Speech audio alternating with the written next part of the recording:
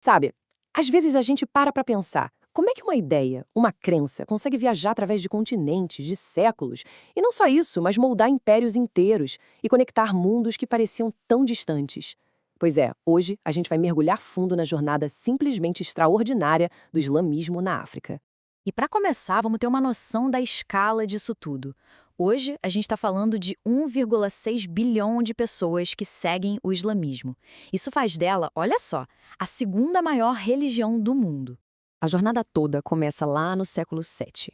Mas o que realmente impressiona é essa trajetória de um começo localizado para uma religião global hoje e com projeções que indicam que pode se tornar a maior do mundo até 2070.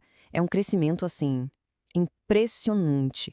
E é isso que nos traz a nossa grande questão de hoje. Como, exatamente, uma fé que nasceu no deserto da Arábia conseguiu se expandir e moldar impérios tão poderosos no vasto e diverso continente africano? É essa história que a gente vai desvendar agora. E a nossa resposta começa aqui, na parte 1. Para entender a ascensão do Islã, a gente precisa primeiro viajar no tempo para a Península Arábica do século VII. É um mundo de desertos, caravanas e, claro, crenças muito antigas. A Arábia pré-islâmica era um lugar de contrastes gigantescos. Pensa só, de um lado, os beduínos nômades, os verdadeiros mestres do deserto.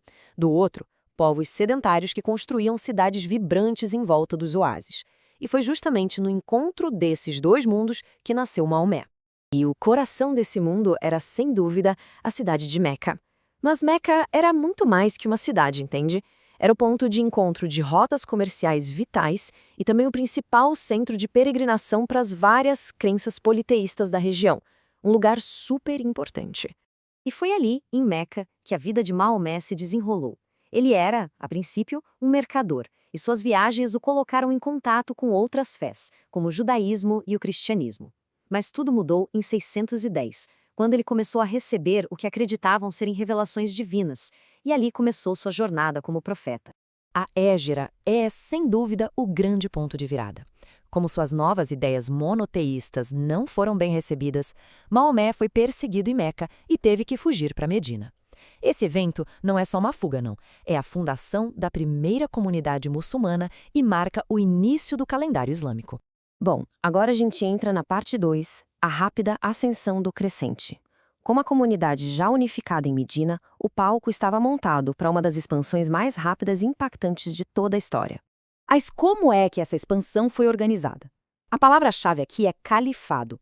Depois da morte de Maomé, seus sucessores, os califas, assumiram a liderança tanto política quanto religiosa. E foi essa estrutura de poder que impulsionou o Islã para muito além da Arábia. Olha só este mapa. Em 632, o controle muçulmano era bem local, sabe? Estava limitado à sua região de origem, a Península Arábica. Agora, vamos avançar pouco mais de um século no tempo. O resultado é este. Uma expansão impressionante que vai da Europa até a Ásia e que unificou todo o norte da África sob uma nova fé. É incrível a velocidade. Com o tempo, claro, esse califado imenso acabou se fragmentando. Mas a influência islâmica não diminuiu, não.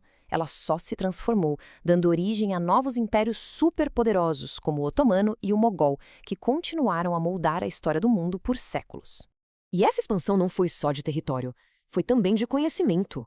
O mundo islâmico floresceu, se tornou um centro global de saber. Eles preservaram a sabedoria clássica da Grécia e de Roma e ainda impulsionaram avanços revolucionários na ciência, na medicina, na matemática. Chegamos na parte 3, Reinos de Ouro e Fé. Com o norte da África já consolidado, a jornada do Islã não parou por aí. A fé e o comércio começaram a olhar para o sul, para além de uma das barreiras naturais mais impressionantes do planeta. E essa barreira era o deserto do Saara, um imenso mar de areia que à primeira vista parecia separar dois mundos completamente. Mas, como a gente vai ver, ele também se tornou uma ponte. E essa ponte foi construída em cima do comércio. As grandes rotas transsaarianas percorridas pelos famosos navios do deserto, as caravanas de camelos, não carregavam só ouro e sal, não. Elas carregavam ideias, cultura e, claro, a fé. Ao sul do Saara, essas rotas deram origem a reinos, fabulosamente ricos. Primeiro veio Gana, que prosperou basicamente cobrando impostos do comércio de ouro. Depois veio o Império do Mali, que foi um passo além. Eles não só taxaram o comércio, eles passaram a controlar as próprias fontes de riqueza, as minas de ouro. E o momento decisivo para o Mali foi a conversão do seu lendário fundador Sundiata Keita ao islamismo. Isso foi mais que uma decisão religiosa, foi um movimento super estratégico que abriu as portas do império para as imensas redes de comércio, conhecimento e diplomacia de todo o mundo islâmico. E essa imagem aqui ilustra isso de uma forma brilhante. É a grande mesquita de Djenné. Veja bem, não é uma cópia da arquitetura árabe, é uma reinvenção, uma fusão espetacular que mostra como a fé foi adaptada e se tornou algo totalmente único da África Ocidental. E agora, a parte 4, o legado diverso da África. Porque a história da África não se resume a Gana e Mali.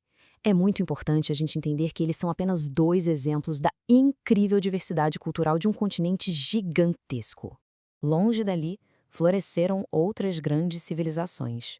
Povos como os Yorubais e os Bantus desenvolveram sociedades supercomplexas, com seus próprios reinos, cidades-estados e tradições riquíssimas, provando que a África sempre foi um continente de muitas histórias. E a história desses povos está profundamente ligada ao nosso presente e especialmente aqui nas Américas. Através da história trágica da escravidão, o legado cultural deles foi trazido à força e hoje é uma parte fundamental de sociedades como a brasileira. E toda essa jornada nos leva a uma reflexão final. Timbuktu, lá no coração do antigo Império do Mali, guarda um tesouro, mais de 700 mil manuscritos. É um testamento do vibrante legado intelectual africano. E esse é um patrimônio de toda a humanidade. Então a questão que fica no ar é: qual é a nossa responsabilidade coletiva para proteger essa história tão extraordinária?